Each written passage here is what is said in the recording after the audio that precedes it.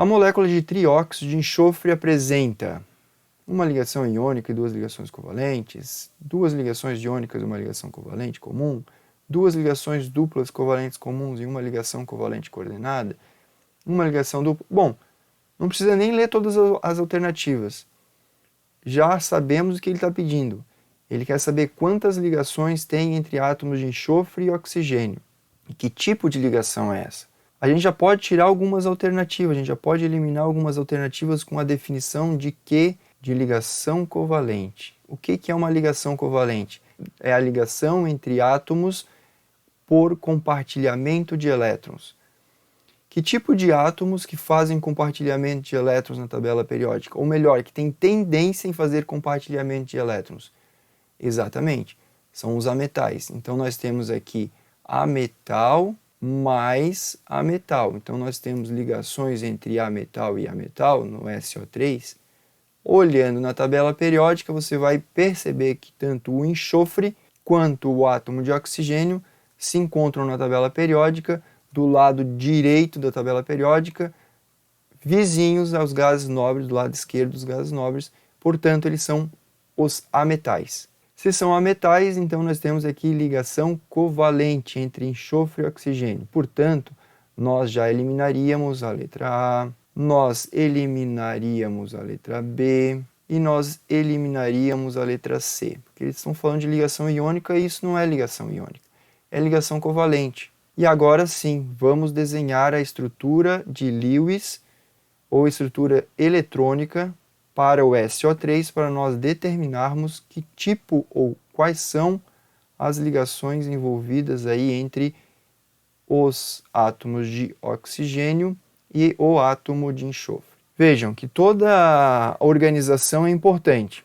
Eu coloquei primeiro o átomo de enxofre como átomo central. Em regra, o átomo que está na molécula, que está em menor quantidade, fica no centro e os outros átomos ficam ao redor desse átomo central. E aí o que você tem que fazer agora é desenhar o símbolo de Lewis de cada átomo. O oxigênio da família 16, portanto, ele tem 6 elétrons na camada de valência. Vamos fazer assim. Opa, professor, você colocou um elétron a mais aqui. Vou colocar conforme a gente sabe o símbolo de Lewis, depois qualquer coisa nós reorganizamos no espaço. O enxofre também é da família 16, portanto ele tem 6 elétrons na camada de valência.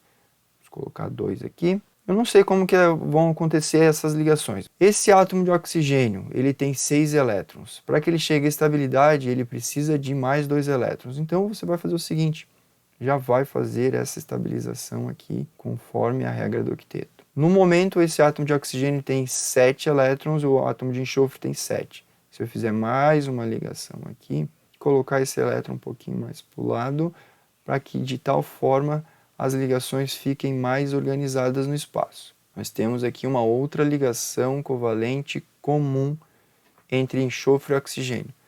Me parece que aqui surgiu uma dupla ligação, correto?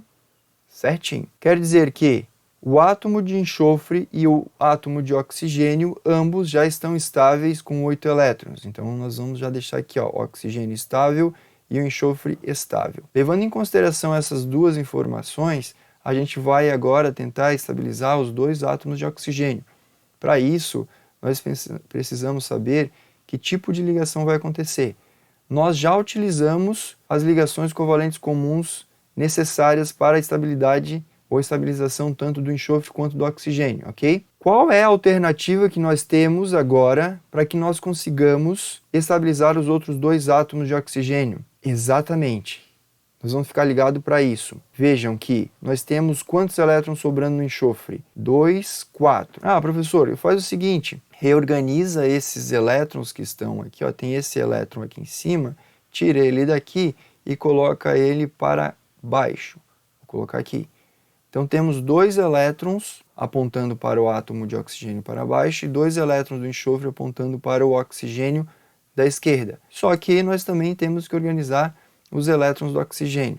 Vou tirar esse elétron e vou também tirar esse elétron aqui. E aí eu vou recolocá-los emparelhados aqui. Todos eles estão emparelhados nesse momento. Por que eu fiz isso? Para que a gente consiga estabilizar o oxigênio por uma ligação covalente dativa. Vocês lembram o que é uma ligação covalente dativa? É quando um dos átomos, geralmente isso em regra é o átomo central, estabiliza um dos átomos ou mais de um átomo periférico através do compartilhamento de um par eletrônico. Então nós temos uma ligação dativa. Essa ligação ela é simbolizada por uma flecha. Essa flecha está indicando o seguinte, que o átomo de enxofre está emprestando um par de elétrons para o oxigênio. Da mesma forma que embaixo acontece o mesmo raciocínio. Vejam também que, lembrando que a ligação dativa, a ligação covalente dativa também pode ser chamada de ligação covalente coordenada. Dativa ou coordenada são sinônimos. E vejam, também é importante lembrar que a ligação dativa ela é feita por par eletrônico. Você jamais fará uma ligação covalente dativa ou coordenada com um elétron, com 3 elétrons, com 4 elétrons. É em pares eletrônicos. Por quê? Porque nós estamos falando de compartilhamento de pares de elétrons. E aí nós temos a estabilização de todos os átomos dessa molécula. Tanto do oxigênio aqui, porque agora ele tem 2, 4, 6, 8, e quanto deste átomo de oxigênio aqui embaixo, 2, 4, 6, 8. Fechou o octeto para todos os átomos nessa molécula. Agora vamos voltar às alternativas, a letra C e a letra D. Vamos ver o que nos diz. Duas ligações duplas covalentes comuns e uma ligação covalente coordenada? Não, né? Nós temos duas ligações covalentes coordenadas. Duas.